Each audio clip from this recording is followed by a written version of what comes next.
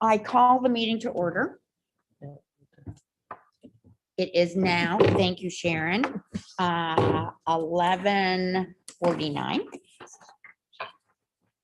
Is there anything that needs to be added to the agenda at this time?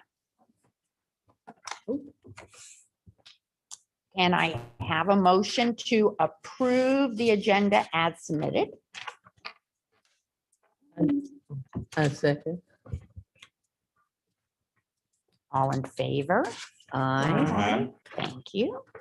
So I need a vote to approve the consent agenda consisting of the April 27th regular meeting minutes, the current pending deposited gift reports, and the statistical report as submitted or amended. Move to approve. You, second? Second. Thank you, Barbara. All in favor? Aye. Thank you. Okay, so we're gonna do this. Okay. Before we get started, let's thank Scott and his staff for the 3 board retreat. First, I think it's spectacular that our entire board showed up. I mean, I think that just, we're there on a Saturday morning. Good work, but I think these things take a tremendous amount of work, and we deeply appreciate all the effort you, your team, Susan, and everyone else put in. So from the board, our thanks to you. Well, thanks to the team. They're the ones who put it together. Send them our thanks. I will. Send them our thanks because we were appreciative. So we were the only board with perfect attendance. I think you were. So do we get a prize? or Yes, something? Yes, we do get a prize. I'll walk around and pat you on the back. And everyone on the back. Today, so that's. Yeah. If you haven't had a chance to fill out the survey, I sent out a brief survey and I've gotten some feedback from that. One of the questions was, how long would you be willing to spend in the future? And surprisingly, it came back at 5 hours. Majority of the people said they wanted to spend a little more time. Wow. And they requested that I do a state of the library. So more at the beginning, kind of talk about the state of the library. Those are things that we can incorporate in the future. They also said I need to be told to comb my hair. So, You're kidding me. and that the food was really great. So I love all of that feedback. So if I Please. spent the entire weekend saying, God, I wish I'd gotten a donut. Jeez, I wish I had gotten a donut. So I understand the food comment completely. Oh, wow. food and temperature of the room is always kind of a concern when you're putting together these sorts of programs. Yep. Yeah. So we will take that feedback and we will keep moving. And hopefully we will have another meeting. I would love if you would let us know, maybe we need to do it twice a year, once a year. Yes, Ms. Burton? Scott, are you still, when did the survey come out? Because I didn't see it, so. I'll remember to send you out a link after the Okay, meeting today. Okay, good, So because I didn't see I it. sent out a little note talking about how great it was. Everybody was together. Okay, We've got a lot, we Maybe I just are getting started pretty much. So okay. And thank then you all for next attending. time he's going to say we were the best for attending. Well, you are the best. And I wanted to say, yeah, best at attendance. Okay, foundation, And you most know, step successful. up here. Yeah. You're the lead board, most successful. You know, I was surprised. I sat at a table with members of another board and they were, I can't, there's no word to describe their attitude. But they said that, they didn't get the same communication that we get. And, they were a little upset about it. Yeah, you were at the hot table, It was- Sharon. it was You pretty were hot. at It was the- pretty you were hot. at the- yeah. And as far as the, new building and all that, they were just, we didn't know anything about anything, I'm surprised we had public meetings. I mean, I Yeah. don't- Scott shows up at everybody's other board than meeting. knocking yeah. on your door and say, look at this, I don't know what else, Yeah. Did they give an they could've example? done. Mhm. They didn't know anything, I've had discussions subsequently with one of the people at your table, and there's just no No logic. Mm. Well, we can talk about that more under the facilities committee. Okay, Because but, I and, think that's a great point. Yeah. I think we should discuss it further. but until that, each one of you has this is Bill Yates's chairman report. It speaks to exactly your topic, Yeah. Sharon, and the action items that he is going to be moving forward. So I'd like to just spend a few minutes and let everybody read over this. And if there's questions, Scott or I can relay them to him, or you can deal with it directly, but it's to Sharon's point. Yeah. Mhm.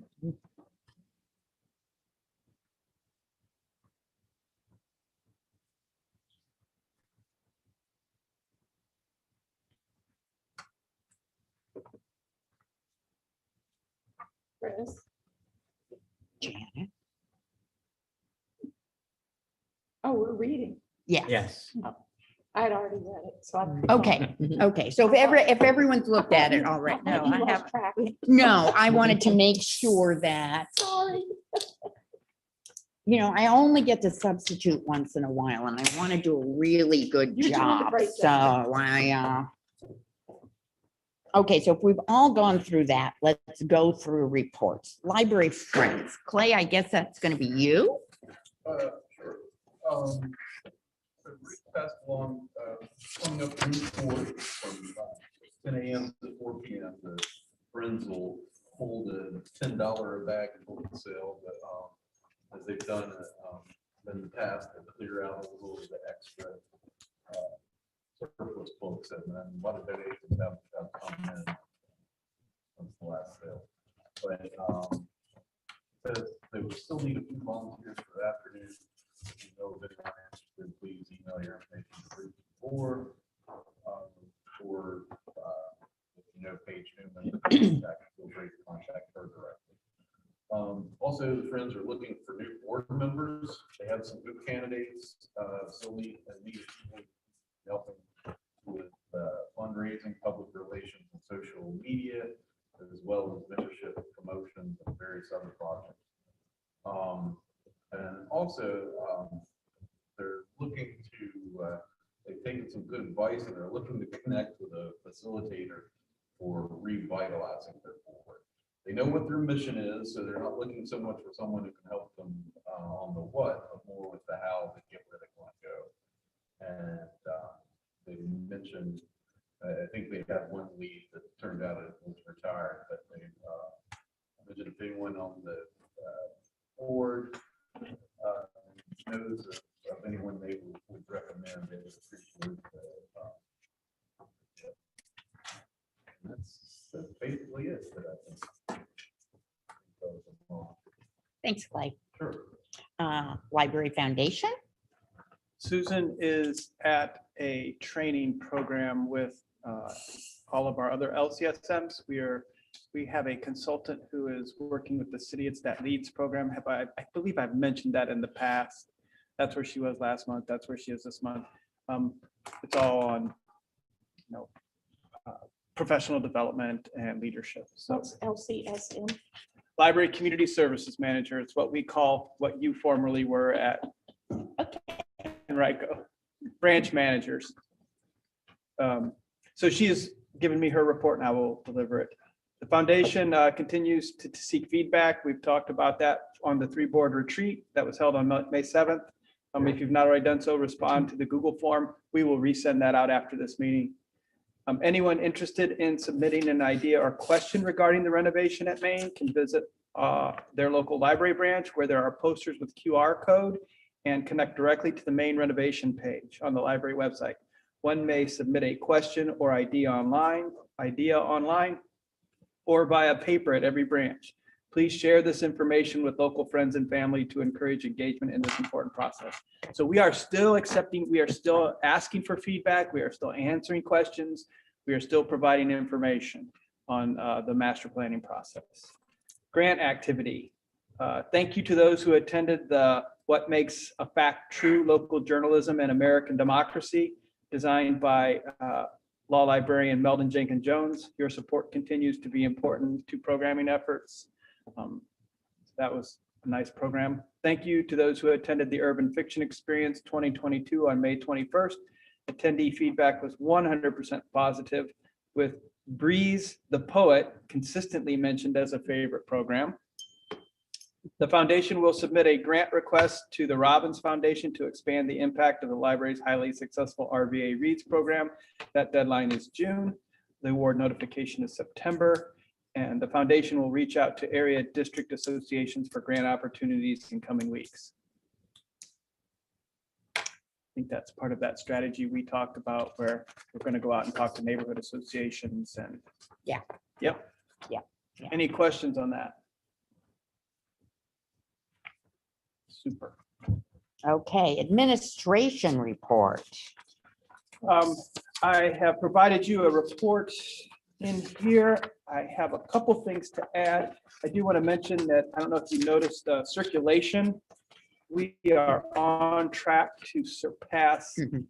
2019. Mhm. And if you look across the board, I'm very pleased to see that many of our branches are up over their 2019 numbers.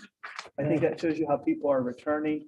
And I'm very hopeful that as we increase hours and we restore in-person programs, that those numbers will keep increasing. One of our targets is to improve circulation by 2% in the strategic plan, I believe. I think we can easily do that in this first year. Hopefully, we can even go higher. So that's encouraging to see. Next, I want to mention that I am completing a waiver request to the state library as part of our filing for state aid. So every year, the Library of Virginia coordinates state aid to public libraries around the state of Virginia. And we fill out an application that has certain restrictions on it that we have to, if we're requesting money from the state, there are certain things that we have to follow. So yearly, we get about $209,000 from the state of Virginia. All of that money goes directly into book purchasing. One of the stipulations with that support is that libraries do not see a decrease in local support. What happened in FY21 is our library saw a decrease in local support. We went down about 8%, which equated to about $490,000 year over year. So the state library wants libraries around the state of Virginia to have either support needs to say consistent or increase. They don't like to see libraries around the state go backwards. And that's what this looks like. So I'm filing a non-technical waiver that explains we had a reduction in support because we had a global pandemic, civil unrest, and uncertainty in the economy. And that Well, I over- think that hits the three big ones. I think those are three big ones. And it's rational. They also don't like to see that libraries take a hit disproportionately to other local services. So if the police and fire are getting an increase and you're cutting the libraries, well, that's not fair, and they don't want to see that either. And unfortunately, in the city of Richmond during those things, many of those agencies got increases, and those increases were also due to federal dollars coming into the budget and being applied to their budget. So explaining those circumstances around this, I think they'll see it because many localities around the state of Virginia will be asking for the same non-technical waiver for state aid. I'm very confident that it'll be approved and that we will be able to continue state aid. Now, when we look at FY22, that cut carried over, but it's not below what we got in 21. So we shouldn't have to make the same waiver again next year. And then I can also add to the case, which is what they want to see, is that support has been restored. In fact, thanks to your hard work, support has been restored to surpass where we were in 2019, and we're going in the right direction. So that's going to give the Library Board of Virginia faith and trust that we are doing the right thing. That's really what we're achieving with these reports and this aid. So that's going on. I want to let you know. I'll provide you the documentation. I'm preparing it right now and submitting it to them. They have a June meeting, and that's where they'll make their decision on that. Now, the real big threat is here that if they deny your waiver, that means you would not be eligible for state aid in the future, and they may even make you ineligible for federal aid, federal support. So it's a fairly heavy, very threatening consequence for those reductions. So reductions year over year is one, not one thing that will damage your state aid. Also lowering less than 50% of the average per capita support. So if libraries around the state of Virginia, they set up per capita. So if you drop below that per capita average, they want to know why that is too. So some of these libraries in areas, they want to try and maintain a certain level standard. And that's what that per capita restriction does. So those are the ways that you get in trouble with state aid from the state of Virginia. So working through that paperwork, we have a very strong case. I'm very confident that we're going to win our case and be authorized a waiver. So that's going on. I'm going to pause right here and ask if there are any questions for Scott about this. Does that money have to go toward book purchases? It does not have to go towards book purchases. For here, we apply it directly to book purchases because we can assure that that money will be spent there. We spend about 600,000 on book purchases yearly. Hopefully it'll go up more. I can clearly show we spent this money on books. If I say it went towards librarian salaries or special things, that's a little bit more tricky thing to quantify and explain. So it's just easiest for us to say that very small portion of money goes towards books. And that's where it goes. Out of a $6 million budget, the 200,000 is great. It's awesome to get it, but it's proportional to like our greater need. So it does help with that, but that's where we apply it. That doesn't include like technology or online resources or anything. You can't spend it on that, can you? Yeah, so we can spend it on, so when I say books, that's books, periodicals, online subscriptions, anything that directly is used by our patrons, that's information. So, but I couldn't use it to pay for the library, like my Wall Street Journal subscription. Like I couldn't use state money to get a subscription to something that no one else can see. Or lunches. Or lunches, I can't pay for your lunches with that money. But Yeah. Does that answer your question? Mhm, yes. Anything else? Okay, Scott, you can go on now. One last, my last thing I want to tell you about is I took a tour with DCO Reggie Gordon. It was a human services tour. So we took a tour of departments and agencies in the city that provide human services support. So I went with the Parks and Rec director, the director of the health department, Office of Community Wealth Building, Multicultural Affairs, and we visited their areas, people who they serve. So we went to Southside Community Plaza and I visited Multicultural Affairs and saw their work. And then we went out in the community and we saw areas of town where they're actually working. So we went to Southwood Apartment Complex. We went to Mobile Town, which I don't know if any of you know. I don't where that even is. know where mobile Trailer town. City. Yeah, it was really interesting to see that area and how those people are receiving services. Yes. And then we went to a faith-based organization in the city. It's called Liberation Church. It was once Celebration, and before that it was The Rock. And so it's about 190,000 square foot facility, and they have ministries doing all kinds of things.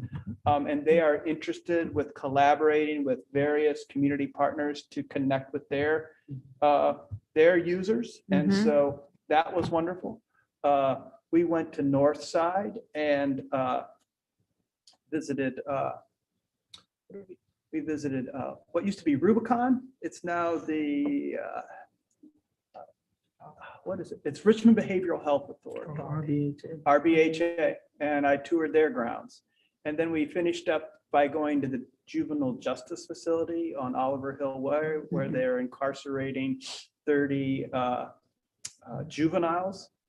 And it was very eye-opening to see people who, this whole group, human services group, is supposed to provide services to help them be successful, to thrive. And these were youth who have made mistakes and are now incarcerated. And we had this one young man, he was 15 years old, tell us, I'm in here because I did something wrong, but I'm not a bad person. And we asked him, we said, so what would you need? And he said, I really need a better education. RPS is not serving me. And he said, when I get out of here, I can go back home and try and do good, but that's not going to be easy. And he said, I need to get out of Richmond if I'm going to survive to get a job. This kid was 15. You know, that broke our hearts. But we all came out of it and said, okay, so what can we do to work better together to try and address this problem? It really made me think of changing lives through literacy and how we need to Yeah. take another run at that. Oh, yay, yeah, So yeah. it was very eye-opening. It gave me some wonderful insight into how we can collaborate better, how there are areas of the city like Mobile Hometown. What can we do to connect with those folks? We need to figure that out. It definitely opened my eyes to transportation issues. I have always said that Richmond Public Library is wonderful because we have libraries in pretty much every area of the city, every district of the city. You're within about a 15-minute trip to the library. But some people, they can't even do that. So how do we partner with these organizations that serve this young man who's now in the Justice Center to connect with them? Because I think we're going to have to deliver it almost to their doorstep. So think of those, and I ask you, how can we do that? So those are going to be things that I have to say, it also reflects on that strategic plan we put together. Those 5 points, they hit every target in there, and it's just something fantastic that we're working to get staff inspired and thinking on and working on, because we want to start getting results with that. So it's very positive. So I just wanted to share that with you. It was a day well spent, and hopefully we can do more with it. Actually, we have some really good talent in this room related to that. Yes. I feel personally that partnerships are something that playing an outside game we have to be an institution. We have to have people come into our institution, but partnerships, when the 1 and 1 makes 7, is a fabulous way to go. And it's vetting those relationships and we have the talent in this room to think through that. So how do you think we should go forward with that? I think if any of you would be interested in taking a tour like that, I think it would be I good would for be you all to do interested. that. So I would be. let me get with Mr. Gordon. And see I if we would can do love that that. again. I have Yes, a ma'am. question. Where is the mobile home community that you all went to? Was it in Southside? It's in Southside, but it's off of Midlothian Turnpike. And if you know where Chesterfield Auto Parts is, it's right next to that junkyard. So it's nestled like off of Midlothian behind some retail. And then there's Chesterfield Auto Parts, and then there's this mobile home park. And I would say there's 100 units in it. Is it like before you get to what was that mall used to be? Cloverleaf. Cloverleaf. So it's before you get to Cloverleaf? Yes, Okay, I don't think I've been on that But that's side. not the only one. yes, I know On there's, Jeff Davis Highway, But there's that's- several. That's in the county, in part of that in the county? Is that the I city? mean, in the city, there are There's trailer one courts close, off Jeff okay. Davis Highway, Okay, and they are shameful. Yeah. They are, I mean, well, this one, that it just, one's well maintained, it- but go off Jeff Yep. Davis Highway. I think we don't mean to take I over, think we but changed I the name. visited a home there once. The kid came to school every day, prepared everything. I had to take an IEP to get it signed, and they didn't have a door to the trailer. They had a piece of plyboard. And these people were probably illegal, but you can't ask that question in schools anymore. So they don't complain about anything. And the rent they pay Yep. is unbelievable. and I was thinking about we have a library near there. So Hall Street is near there, Broad Rock is near there. However, there's no transportation for those people to get out of there.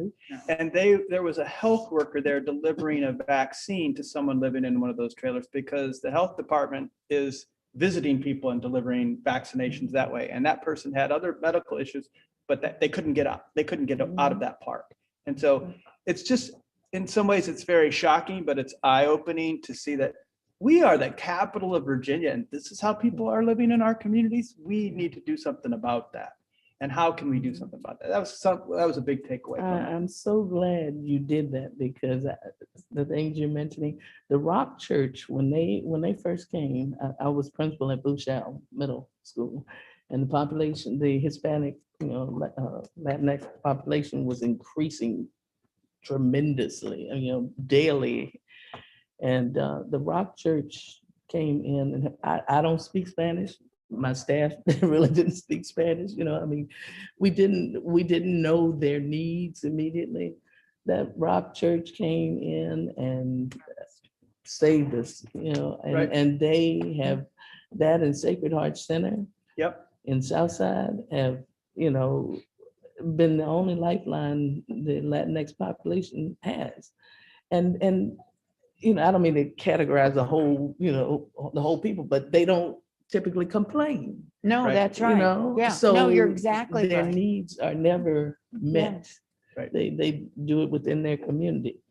And, it's a shame. You talk about the trailer city, that would be the ideal place to put the computers that we're Mhm. getting, because they don't have that technology, that's right. and get them a computer and a hotspot so that they can access some of these resources. And as far as the juvenile detention center, my daughter spent a part of her teaching career there as an English teacher. And, it's sad to hear the little young man said that Richmond wasn't teaching him, because that's not true. But, in his contextual mind, that's, how he thinks. So I'm not Yeah, downplaying it. right. But what you find in the juvenile detention center is children who have gone wrong, but they've been in school, and a lot of times, they've been put out of schools Yes, because of bad behavior. Mhm. And a lot of times that bad behavior is acting out because they don't have the educational skills. They can't read. right.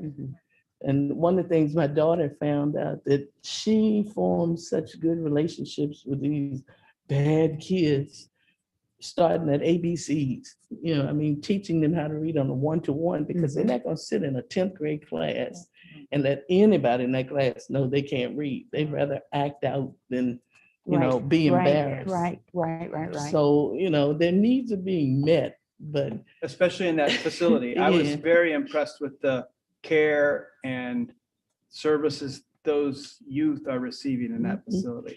But- And Miss but the Barber told me that, library- well, she told me that she's had people that have grown 18 years old, big as a football player, begging to stay for dinner because they don't want to go home. Mhm.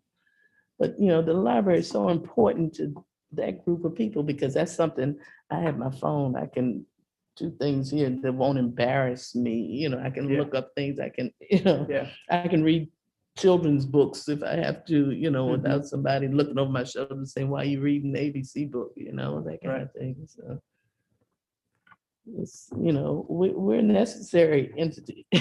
So, This reminds me of at some point in the recent past, you mentioned a book movie, right.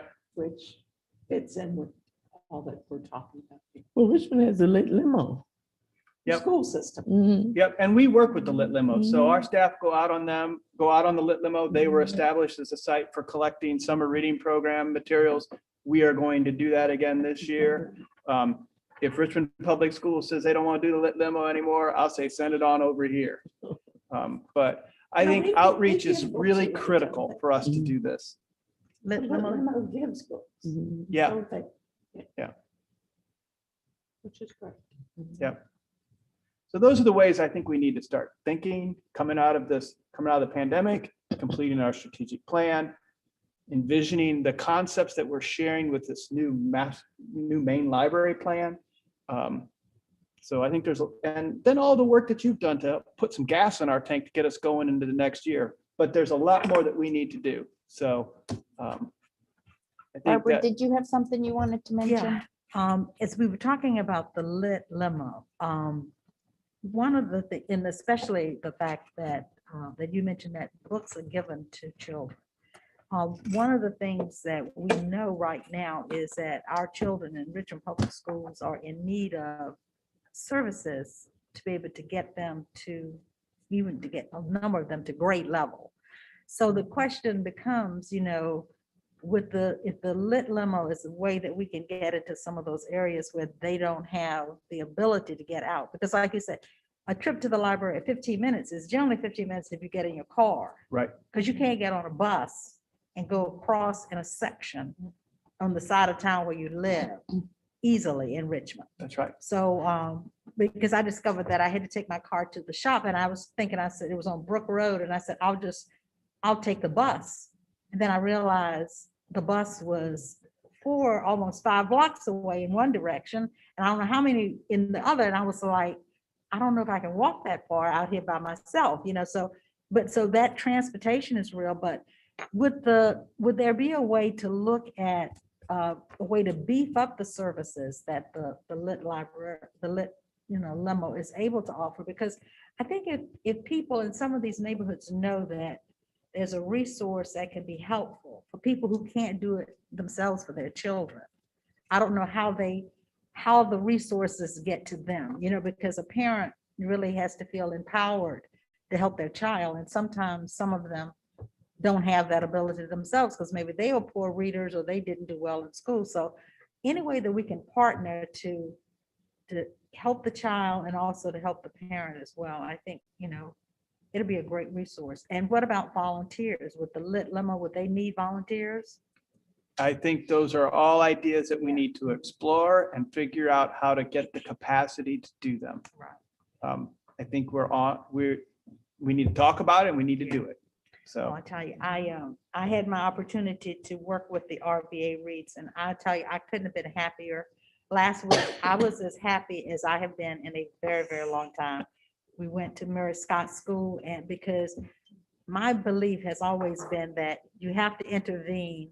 The earlier you can intervene with services and programming for children, the better the outcome is going to be. So working with 4-year-olds and 3-year-olds, it was just wonderful to see their enthusiasm for books, their enthusiasm for, people who come to the classroom. And Ms. Crump was so encouraging, and the young lady who filled in for her, just really welcoming. The fire department were there, so there were men there reading to little children, which we forget sometimes. We have so many women, but we also need male influences for the children as well. And it was a great morning to spend, spend with the little people. So, but I'm thinking that any place that we can plug in people, because I think anytime you're giving a child a book, you're giving them a passport. You're giving them a passport to something better and a way to be able to improve. So I would say I would definitely want to be a part of any of that kind of conversation, because I think it's a real way that what we do here is very, very important. I'm not disclaiming that, but then there's also the need, what more can we do? And and it's not a great deal of time that's needed, but it really does help. It really makes a difference. So we definitely would want to be a part of the solution. So I'm hearing some strong knowledge base and enthusiasm from the board. So you figure out the next steps and you have a board that's willing to put a little effort into this. Is that fair? That's Yeah. fair. Okay, super. okay. We'll work on it. Good, yay.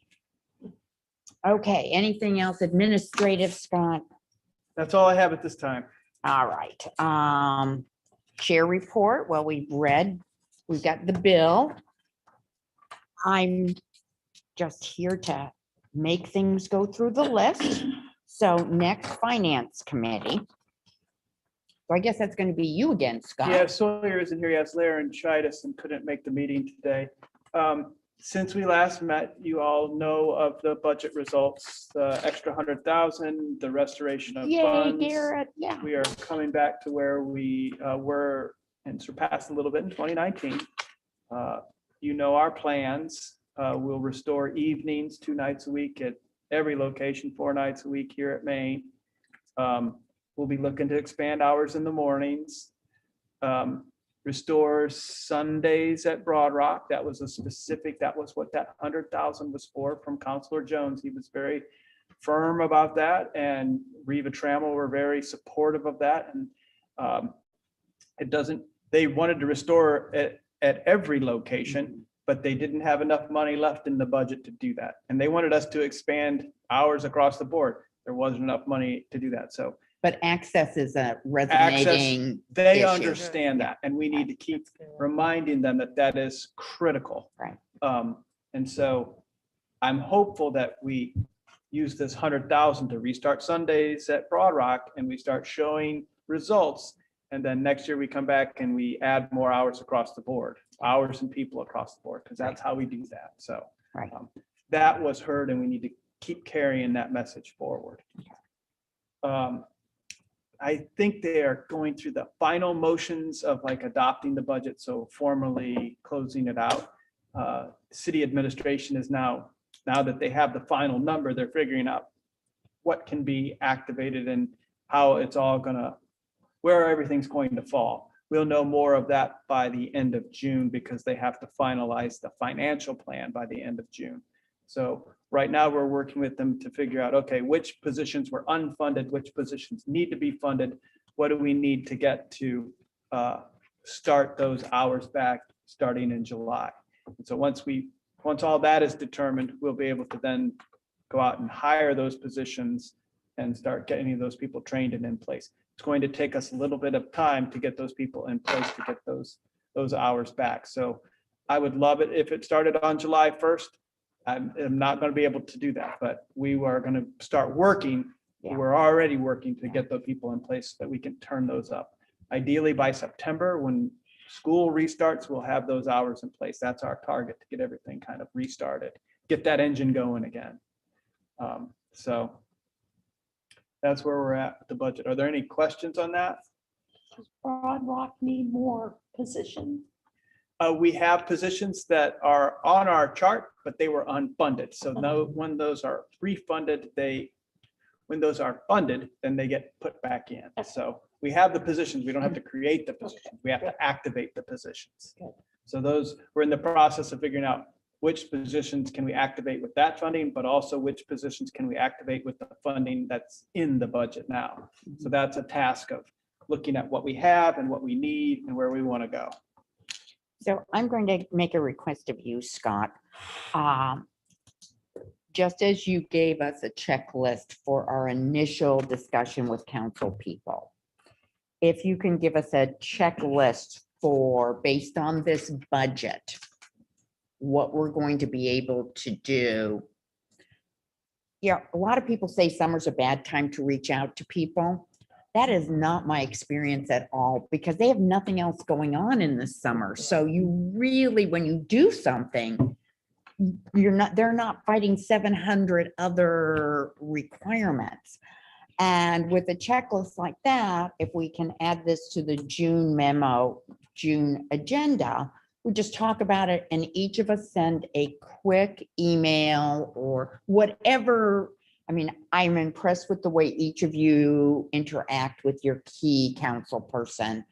Just a thank you. Here's, it's early days yet. Things may change, but based on this new budget, here's what we can do. And personalize it based on all of the experience you've had with that person. So if you'll give us a checklist, we add it to the agenda. One pager quick with goals, conversation. objectives. Yep. Yeah. And a thank you. That's a Yeah. common thing that I did when I was at Appomattox. You're right. July and August, they don't have as many meetings, but their Right. dockets aren't as full. Right. And you can go and thank, like I would step up to the microphone, I would thank them for their support. I would talk about what we're going to do and how we're looking forward to September, and they heard you. And it's a time where you can talk to them and you're not asking for anything. Yep. You want to take those opportunities where you're not asking them for money, where you're telling them how, touch, feel, it's going to make a difference to children. It's good. Yeah. Yep. So I think this summer, let's put that in and then we'll worry about the new campaign in the fall. Yep. But this is a good wrap up in summer. Perfect time Yep. to do it. Will do. Thank you. Okay, facilities. Well, the three-board retreat was very interesting. I learned a lot. I learned that I have been in a bubble working on this plan, and that there are a lot of people outside the bubble who have strong feelings. So that was a good experience, and Gail has helped me a lot understand some of the concerns. I really wish that our master plan document that we really have been working on all along, I wish that it had been out there earlier. Hmm. But too late for that. So we're working on this master plan document that will, I feel like, answer a lot of these questions and concerns, and it'll give people something to hold in their hands, to go home and study it, to call Gail and yell at her, or maybe they'll call me or Scott or somebody. But I'm very optimistic about this master plan. We have a meeting tomorrow, Scott and Gail, me, maybe some other people. I can't say today how much longer it'll be. Maybe Scott has a good idea, but because we're dependent on Steinberg and Hart. Mhm. I guess it's their document, but we're making sure it does all the things that we need it to do. Mhm. So, We're a partner in this with them. You know, it's all part of the process. And I think, you know, we're not picking out paint swatches just yet. This is a grand vision. we're not right? parking cars yet. No, no. So Um, how much longer can you say how much longer it might be till it's final? Oh, the final master plan? Yeah. I would say a couple months. Ooh. It's gonna take us some more time. So all of the points that were brought up at that meeting are fantastic. You know, those are the things that we need to hear. We need to be able to embrace criticism and embrace praise and hear. I like your openness. I like your openness. Absolutely, That's, yeah. This is all part of the process. It's going to take time. And for us to get an amazing building, we need to hear all of everyone's voices and incorporate it and consider it and do everything that we can. That's how this is going to be the best it can be. Do we all wish it would work quickly? Absolutely, but that's just not how these things work. And we are doing our due diligence. So when Brenda and Felix in the back table raise those concerns, we need to be able to answer that criticism, and we will. And we are trying to provide every avenue for people to do that. It's been an amazing challenge in the pandemic, but it's also opened up lots of places for people to give us feedback virtually, in person, written, and we're responding to it. So we are doing our due diligence. It's just going to take some time, and we have to answer those things. I'd also like to say that recently Scott directed me to the place on the library's webpage where questions are answered about Mhm. the renovation. I found it very helpful. Mhm. The questions that came in and then how the library answered them, I thought it was very well done. So I recommend that you go and look at that and kind of get a feel for what are the hot topics. And we're still accepting those Mhm. questions, and we're still providing that feedback. Yes, Ms. Burton? I looked in the notes and I saw that the plan went before the Urban Design Council. Yep. And what exactly, were you a part of that, Janet? I am not, and I hear there's a meeting tomorrow. I Yep. mean, I think I could go to a meeting. Isn't Okay. that true? We could go. So how does that work into what the facilities is doing? It's a first step Yeah. in approval. Okay, It's a big step. So the part of the Urban Design Committee, they're the group that serves the Planning Commission. okay. And the Planning Commission is the one who makes sure that buildings, structures, roadways, all that stuff in the city of Richmond is complying with the city's I think they call it the 300 plan. right, right. Richmond 300. Richmond 300. Yeah. That it's that projects are complying with zoning, Right. code, all of that stuff. So they everything is working. So the UDC is the Urban Design Commission. So they look at it based on a lot of different guidelines that they're trying to follow to make sure that nobody puts a pink elephant in the city of Richmond, you know? It might be amazing to me, but it doesn't fit with conventions and standards of the city. So they want to make sure that those are in compliance. So they had a lot of questions about our master plan. And they were all great questions. They want more information. But there are certain limits to that we can go Right. to with them because this is a conceptual design. It's not a final design. And so they were kind of hitting us with final design questions when they're actually conceptual design questions. And so they want more information. We are happy to comply with and clarify the questions that they had. And we're explaining to them that their concerns are warranted. We get it. This is a conceptual design. So the building may not look this, it probably won't look this way. The main point of the master plan was to get a grand vision, a concept. We were swinging for the fences because we want a great library. We aren't thinking about cost at this point. We're thinking about what are the needs of the city? Are we listening?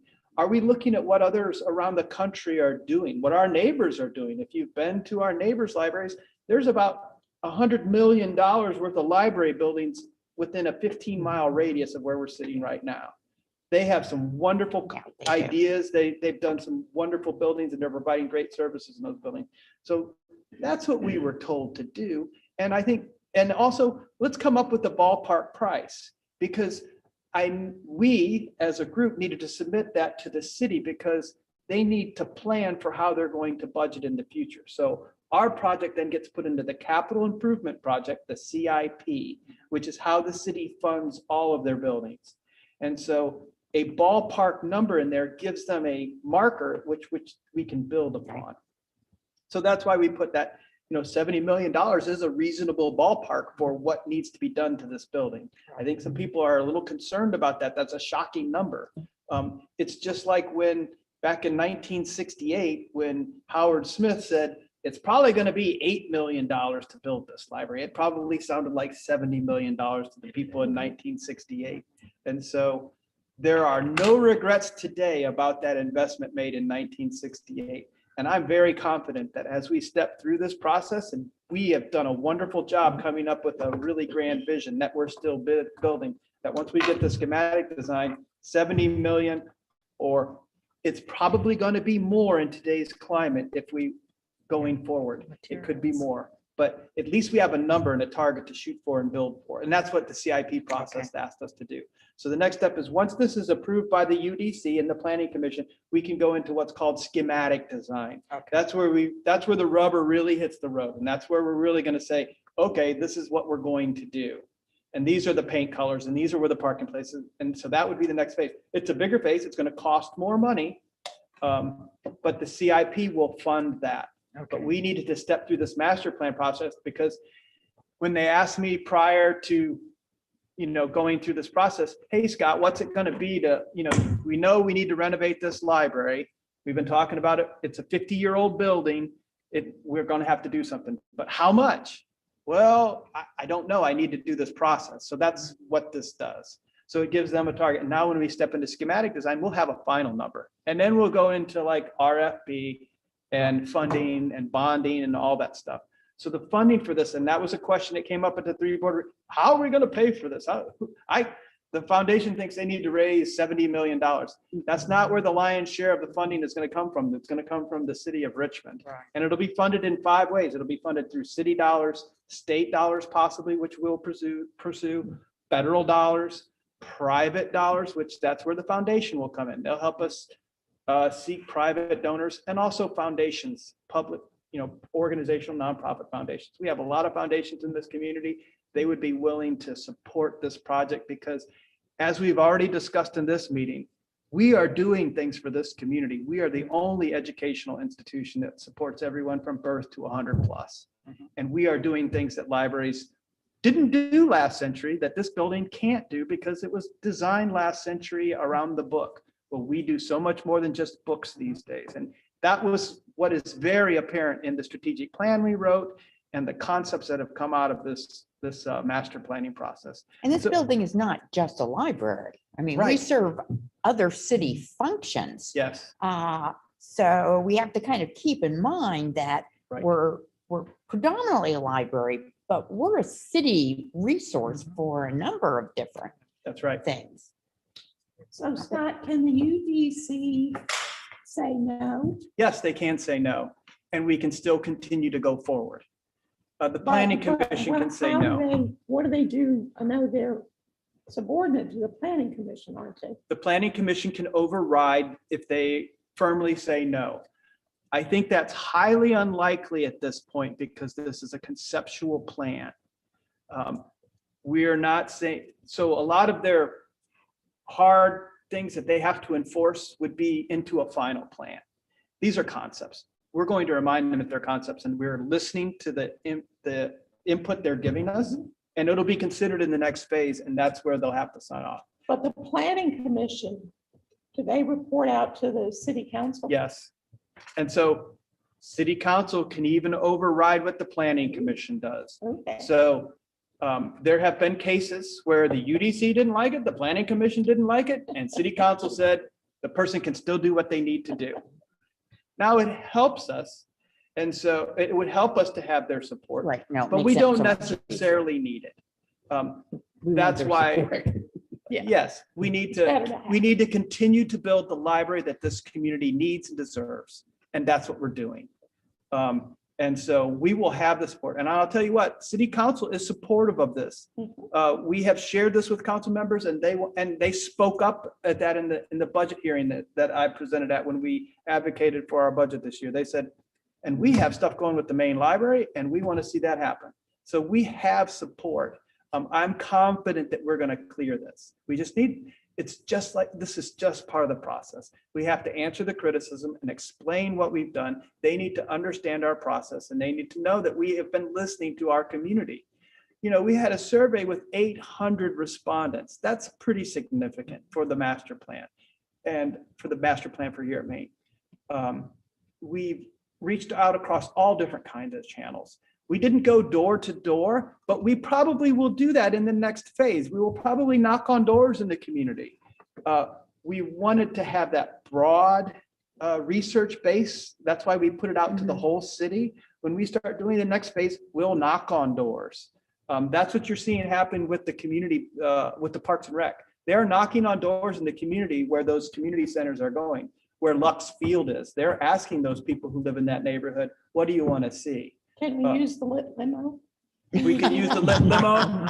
There will be a very big effort, and hopefully, thankfully, we'll be out of COVID where we can knock on doors and not worry about, you know, those things.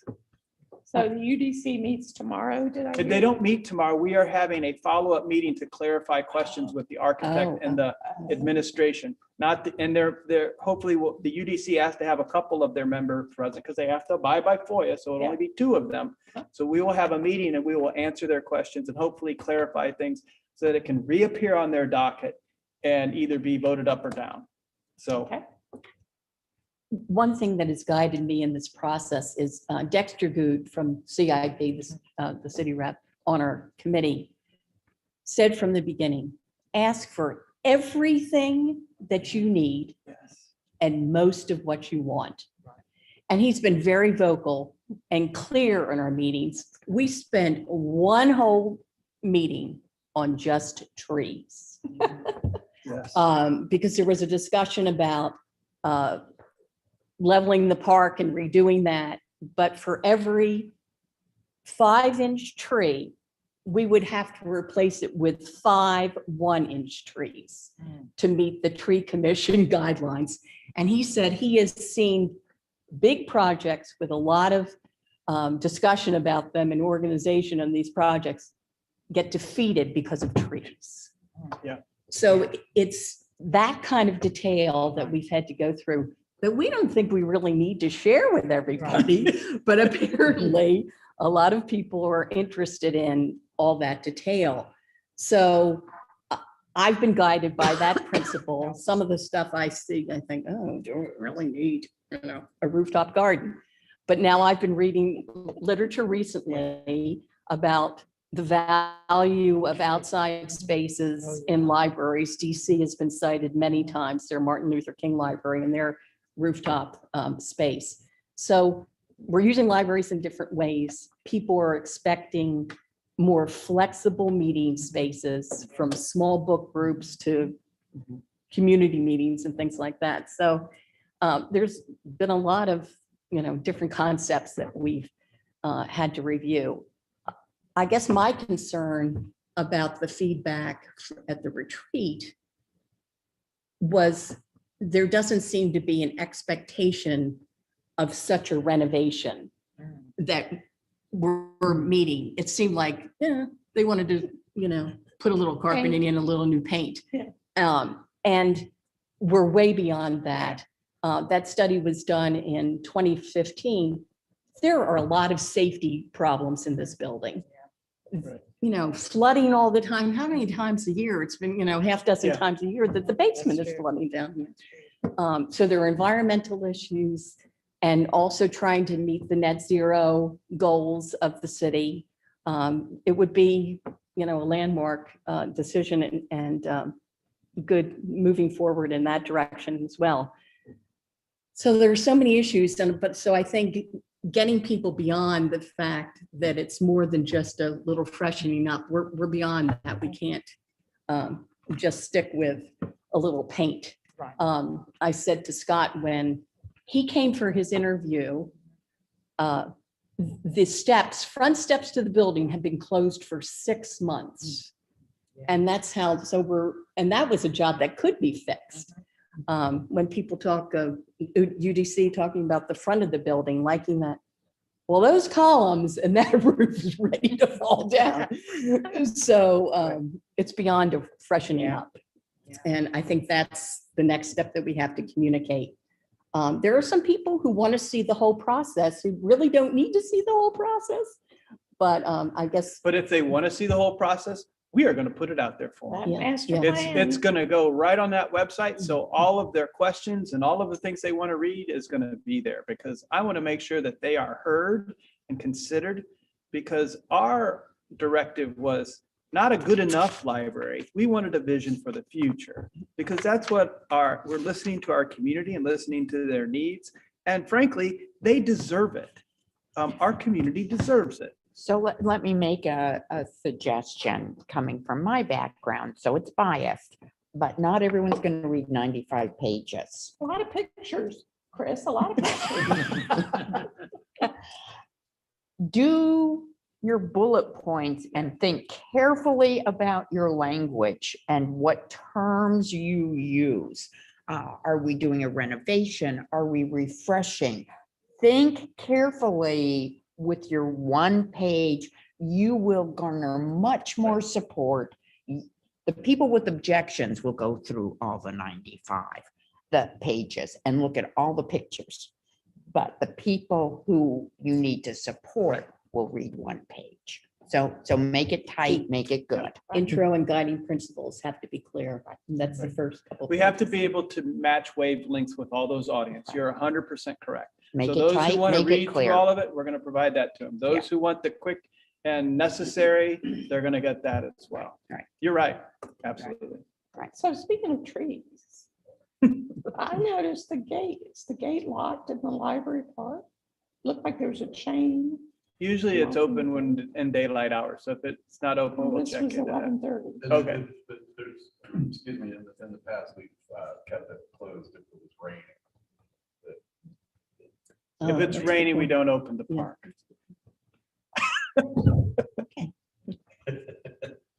Well, We'll work on it that. applies today. But again, thank you to Janet and Yes. Gail. They work their tails off on this, and it is muchly appreciated by all of us who didn't have to. So Thank you. thank you. Anything else we want to say on facilities? Okay, Emily, governance. Yes, there is a governance update. Every 2 years, we elect our board leadership. We are due for an election. I'll take this off. We're due for our next election next month in June. And we're electing chair and vice chair. Bill has indicated that he would like to run for the chair again. So he will be on the ballot. Chris will not be on the ballot for vice chair. So both positions are open, but But I'm especially going to be looking for somebody to volunteer or be nominated, solicited for the vice chair position. If you are interested in that, please reach out to me this week. If I don't hear from anybody, I'm going to start emailing people looking for a volunteer to be on the ballot. So that election will happen at our meeting next month. Donna has also included a copy of our committees. So this is an opportunity to switch committees around if anyone would like to do so. I'm inclined to keep people where they are unless I hear from someone that they would like to be on another committee, or if I hear from the chair of a committee that they, would like a change or additional help, something of that nature. So if there's any interest in that, please reach out to me and I'll work with the committee chairs, Bill, about any changes. Okay. Any questions for Emily? Okay. Thank you. All right. New business. Oh, there is a policy we're asking you to consider to update and add electronic participation or participation by electronic means, by electronic communication means. So this would allow, for a long time, the state has had, boards have been allowed to, you can call in under certain circumstances. If you have a health issue or a personal matter, you can attend a meeting remotely by telephone. Now you can attend a meeting remotely by Zoom, so that those features are available. So this adds this policy to our list of policies, so that if a board member can attend electronically, they can do it twice a year, based on those circumstances. And electronic encompasses simply it's telecom. Telecom or virtual. Yeah. So we could do Or- a Zoom meeting or, yeah. But now We we did don't, ha- but for our purposes, so, because that came up, remember it came up when we were, I know I raised the question when we were coming out of COVID in terms of whether Zoom was available, but Zoom wasn't available. When we all did Zoom, we made it work. But I think when we came out of Zoom, we Yeah. got better with COVID. Yeah. Zoom wasn't available. So what, for us, it particularly means telephone. Unless our system is at a capacity that one person could do Zoom. That's right. That's right. So the means, electronic communication means, so Zoom or telephone can be used to bring somebody into a meeting. When we were in COVID, we were acting under emergency orders, so Right. we had a little more leeway to allow communication and attendance by that means. Okay. We didn't have this. I thought we had this policy on our thing because it's fairly customary in the state of Virginia to allow board members to connect that way on certain circumstances. Right. So we've added it because we're no longer operating. I don't believe we're operating under that emergency restriction anymore. We are. And so we needed to add something to be amenable and convenient for our board members to attend and when circumstances dictated it. I'm hoping that maybe I overlooked it or anything, but okay, this applies to members who, if we have an in-person meeting, who would like to join the in-person meeting. I mean, God forbid, but what if we have to go back to, an all-electronic Electronic. format? That's not mentioned in here.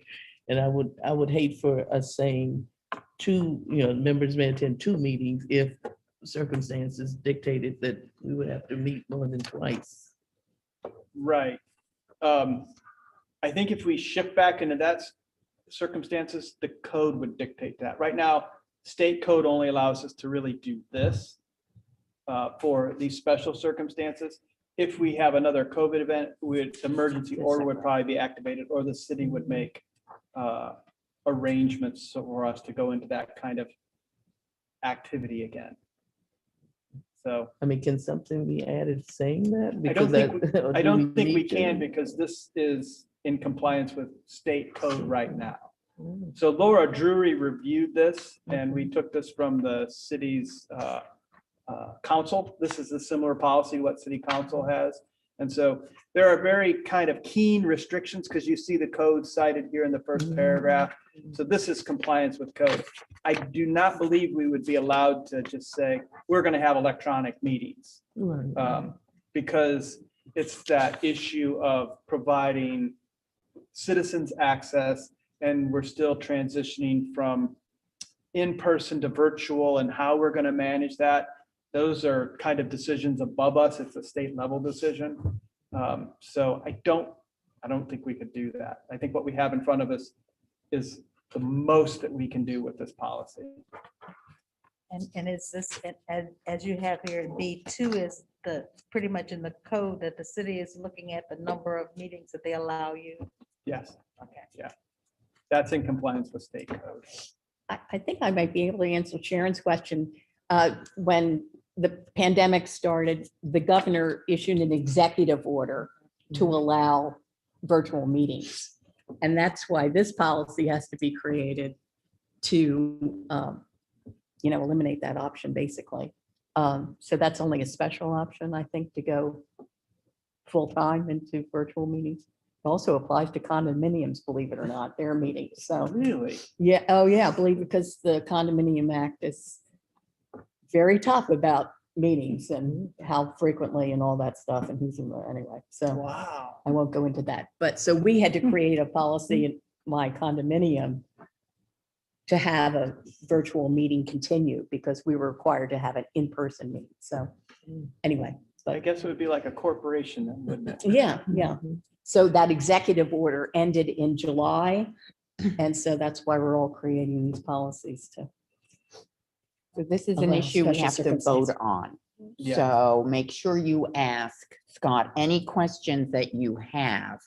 And then when we've done, I don't care how you vote, but we'll start the voting process. Any more questions for Scott? So in the past, go ahead. In the past, when we've had hybrid meetings, they haven't always worked very well. Yeah. They've been a little clumsy. Is there any plan to maybe work out some of the technical? Because I anticipate that if we were to accept this, we would have people take us up on this, and Right. there Yeah. would be Good people, point. Yeah. So can we? You are so right. This room needs an update in Right. equipment, so we're gonna update this room. And I think as we go forward, we're not the only organization struggling with this issue on Zoom or Teams or any of those platforms. So working out the details of how people can connect, I think that will improve. And if we have to make investments in technology, we're steadily going to do that. This room, we need to make an upgrade in the technology. I mean, you saw it to me, the PA system doesn't work well. The projector doesn't work well. So I've got staff working on that actually right now after I think if you attended the democracy, the meeting we had last week, we had popping and stopping and enough's enough. We've got to get this fixed. The mics wouldn't work. The mics wouldn't work. So we've got to, Good Yes. question. So Good if question. Good somebody- question. So if we accepted this at this meeting and somebody opted, or more than one person opted to attend virtually at our next meeting, what would the plan be, assuming that we wouldn't have time or funds to upgrade this room so by we- July or? we would do August? our best to bring him in by Zoom. If we Mhm. can't do it that way, we'll bring him in on just a telephone call. So they can attend telephonically. Okay, I guess what I'm saying is that in the past, when we've tried to do exactly that, it has been clumsy. Yeah. What can we do before this goes into effect and somebody takes us up on it so that it is a more high quality participatory, experience? I guess we could get a better phone. Right. One of those star Mhm. phones and figure out how to connect with that. Okay. I think that would be my request, is that we just have a plan, have some, I know it's not easy to have like the technical, all those kinks worked out in 1 month, but I think you're remembering the Gelman room experience. yes. I'm Didn't we remembering have that. too many competing Mhm. devices in that room? There was that, and I I remember a feel- lot of laptops. Yes, But I think for a future meeting, it would be us like this and then a telephone. right. I know we did it for Garrett. Didn't we do it for him? Yeah, Right, He and did that the was phone. How not did a that- good, it that didn't was work not a out? Right. I positive. know we couldn't hear him when he was making it was very comments. last minute. And so we just had to do what we had than Okay. what we had in hand. But Yeah. if we were to meet in the boardroom, we actually have one of those conference Mhm. phones Mhm. in there. So we could do that. Isn't that correct, Clay? I don't, we could probably do that down here because we have the phone in place now. We would just have to activate one of the drops so that it can communicate over the phone network. And we didn't have time to do that. Had we had time to do that, we would have connected him with our voice over IP phone using that device. So we can do that. We just have to do it. Right. And as we go forward, hopefully we advance our technology so we make it even better. But that would be the fallback is the conference telephone that we have. And do we need a thing in here for how many days notice you need? I thought I read it somewhere, but now I'm looking at it again, I don't see it. It's Is there day a of or window? prior, I think, is what I saw. On or On or before. it before the- said. But Emily, you make a good point. We can do that. Yeah. And we'll figure that out. We'll take steps. to That's a good figure And we that would out. need to, so according to this, it would be, you have to have a quorum at the central location. Yes, So I don't know how many a quorum is off the top of my head, but it's 5. we could have, okay, so however many our board -5 could participate virtually, so we would want to But you could only see do if we can that. support that. Yeah, right. You could only do that 2 times and it has to be a special circumstance. Right, but if everybody is out on Christmas vacation or something and, you know, absent for one of our meetings, I mean, you can anticipate a scenario where Yeah. many more Yeah. people would be absent for 1 month. Yeah. All right, so how does that, looking at B here under approval process, you're saying the contact needs to be made on or before the day of the scheduled meeting? Does that allow enough time for the library to pivot and have what we need in order to be able to have Yes. that succeed? We'll start making arrangements to have the telephone here. Okay. And if we meet in the boardroom, that it's already there. Already there. and Now- ready to go. I'm probably not going to be able to do that at every branch. Yeah. So that will be a wrinkle that I don't know how to overcome. Because not all of our branches have that capability to quickly turn on a dime and bring in a remote phone to do that. So I don't know if there's a computer solution. I do know of a device, I sent it to you and Bill at a previous meeting last year that we used to use when I was at VCU. Okay. Just like a little eyeball with a camera and it has a big conference and it is Huh. portable. Oh, I'll resend that to you. Yeah, if you 'cause could. You can look into that. okay, yeah. Do you think that would be one we could carry with us? Yes, I mean, it's about this big. It connects with USB to like a laptop. Oh, Um, okay. So I don't know exactly how it works, but I know that we used it for many meetings with. And it worked well. It worked well, yeah. Awesome. Okay. Yeah, if you could resend that, because that might be the solution to do it. Okay. We ready to Um, entertain a motion? No? Oh, no, something else, go ahead. No, are you, No, that doesn't pertain to this. okay. So it's time to approve the participation by electronic communication means policy as submitted. Do I have a motion to approve? I move to approve. Thank you, Brent. How about a second? I second. Thank you, Janet. All in favor? Aye. We have passed. Awesome. Any other comments before we adjourn? Yes. I attended the urban fiction experience, this past weekend, the other day. And I hate to say it, but I was disappointed at the turnout. Because I know a lot of people who Love urban fiction, like yeah. urban fiction. And I'm just wondering about publicity for events. I tried to share what was on the Facebook page, on my phone, and I couldn't share, The image. image, I couldn't, it wouldn't share.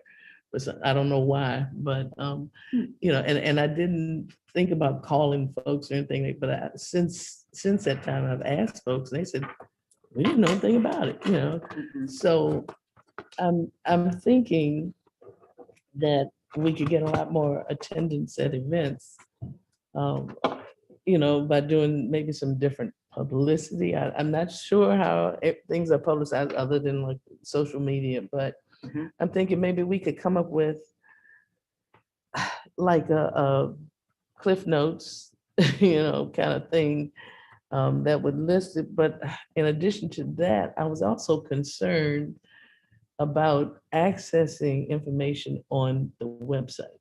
Mhm. We offer classes and forms and, all these things that could be of, you know, people would access and need. But I had a hard time getting to them On your phone? on my phone. Mhm. And maybe people aren't accessing things because they don't even know that. I've asked so many people if they knew that they could get the classes on the library website. No, nobody that I know of knew that. And I'm, like as I said, Cliff Notes, how to access, these are the services that the library, can offer you. This is how you get to it on your phone, your computer, just blurbs or pictures even, and put it out there in Spanish also. Mhm. But this is the kind of thing that needs to be distributed to our city council people Mhm. electronically and paper if they need it, because, they all have district meetings. And most of them have some electronic communique that they send out to, city residents. And, like I said, something electronic, short and sweet. So are you thinking like, would it best be described as like a pathfinder for different things? That's a good. So like a simple Mhm. pathfinder. Mhm. Well, but Sharon's saying more than that. We need to go to the Fan District Association and they send out a weekly email on everything Mhm. that's going on. Mhm. We need to go to the Rock or, Mhm. that we need to think through in a the areas that are important Mhm. for us to build an audience, because we don't have the bandwidth to do it everywhere. Mhm. But where it's important for us to take key communities and get them to the library Mhm. and come up with an outreach strategy. And it's not a one-hit strategy. It's a strategy that you implement time and time again, because one postcard never works. You have to have 14 postcards. Mhm. So, yes, I am 100% in agreement with I have outreach one And it strategy. doesn't need to be anything lengthy. Something short. No, because always people aren't gonna short. read 4 or 5 Always pages short, and think, but define your audience. Buses. "What up?" Yes. Buses. I know it's expensive, Oh, it's really No. expensive. but they It is. drive Is it? all over the city. I don't know. I know I worked someplace. I think we tried it. And it, like you said, it's very expensive. I think when I was at the adoption agency, trying to get the word out like that. It is one tool, but one of the things that is not as expensive, but it's critical, and what Sharon was saying is, if the information is given to the city council persons, I know like my council person, she sends out a newsletter, and I noticed that she reprints everything that she has gotten from a city agency. It's in her newsletter. So if it's going on in the city, that she's got it. I saw all the stuff for Rex and Parks, how to get into their summer programs and all of that. So I think that is one way, but it is essential for people to know, and I'm not really sure, I don't know all of the avenues of what's available, but we do have to make certain, because we cannot, we forget sometimes because we can get to them. Like I said, if you couldn't get to it on your phone, you could go to your computer and do it, but, so we have to make it so that the access to it is easy, as easy as possible, but it really does make a difference for people to know, and I missed, I wanted to attend the program last week, and I had someone come just as I was getting ready to kind of leave home. And then I thought, well, now I'm too late to try to pre-register. So I thought, then now I'll ask after the meeting about how to go back on YouTube to see if I could see the program, but yeah, but I think it's like, I'll even so that people know that some of the programs, because I also did the fall prevention program that VCU did here, and that was excellent. I did all 8 weeks of that, and that was excellent because I've had some fall issues. So just, but the only way I knew about that was I was leaving out of the board meeting and it happened to be a little flyer up there, but I had not seen it in print outside of what the library is doing, what the library has. So I think a lot of our good programs, the community is not knowing about it, so they don't attend, And I think for that, we maybe had as many as 8 people who came. Not all 8 of them did the full 8 weeks, but yeah, good programming, but it really does, the word about it has to get out though, so people know. Can our library system email to all cardholders? They would have to opt in. And so what we've been doing is asking people to opt into that. We don't want to just spam them. And so we do have a list of about 23,000 people who are on our list that we send things to that have opted in. So Okay. that is one that we sent the survey out to that group. We sent the library aware out to that group. Or I'm sorry, the newsletter that we were sending out during the pandemic that's on pause right now that we need to bring back. So that is a strategy we need to work on. And we need to be able to communicate across all those channels. And there's a lot of channels these days. You mentioned paper, online, social media, and I believe in person. I think that's how you make your best connection. And we've talked about this, and this is something we're going to work on. Our library community services managers are really the primary point of contact in their neighborhoods, and they have to develop relationships to create those bonds and bridges in those communities, and they need to be helping. I'm happy to show up at the neighborhood meetings. I'm happy to show up at the council people's meetings, go down to the satellite and attend a meeting with Reba. Is that a nightclub? Yeah. Oh, yeah. It is a Lots of nightclub. fun. It is an experience to have. You all can attend, they would love to have a board member come to Oh, a yeah. Reba or Michael Jones Charles meeting. Wilson. They are I've pretty been to good. that. I have too. They have a Yeah. lot of people who Yeah. attend. They did. I They will serve say that food. the library does a good job with social media because I'm getting all of them. But that's not reaching people who aren't already involved in the Right, library. Right, exactly. So Exactly. all these things we're saying are all good. And so and- that's the multifaceted approach and the strategy that we have to have, and we have to have constant attention to it. And it has to be a top of the mind, heart and soul sort of thing. And we're working on it. And one thing I'd like to see also is on that sheet or whatever is how to apply for a library card. Yeah, that came, someone asked me this question and I said I would ask here. In Richmond Public Schools, do the children have an ID? Is there a student ID? No. They do have an ID, but right now it's not set up like in there are some divisions where that student ID connects with the city libraries and other Okay. places. But right now, Richmond has not done that. I've asked that question. Because, one of the Because things, and that's a irritating big me. place that we're missing, because it should be that every child who's in Mhm. Richmond Public Schools Should have it. should have a library card.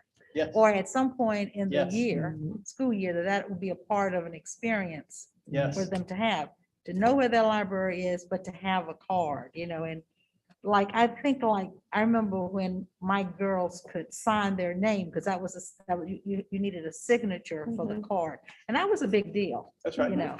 So, and I think if you could do that, then that can be a way to pull in families, because if the kid has a card and they get excited about going to the library, maybe then that will persuade parents to carry their kids, even more children to the library. They Yep. can see what. Well, this might be a topic for a actual conversation at a meeting, because we all, we would like to learn more. So we'll have you ponder that at a future We'll meeting. work on it. Let's put a 15 or 20 minutes aside and learn what you do, how you think about it, and then weigh in. And perhaps, the librarian for Richmond Public Schools could be invited. We would love The head that. librarian. Yeah. Because so That's far, a great it's been idea. left up to kind of the branches to approach the schools in their neighborhood or Yeah. something. you know, rather than a We uniform. do work with the head of the media center. She's very supportive of what we're doing, and I think she actually drives the lit limo sometimes. And so yeah, we she have does. a really good relationship with them. And But, one of but the she things, needs to contact technology in Richmond and get them on the case. I hate to say it, they're slow as molasses to get anything done. But unless she, I remember you said that. you know, steps Said out tomorrow. there and says, I need this, it probably won't get done. you're right. Okay, so it is 1:15, 1:14. Can I have a motion to adjourn? So moved. Okay, Gail, Second. Sharon, all in favor? Thank you very much. Happy Memorial Day. Happy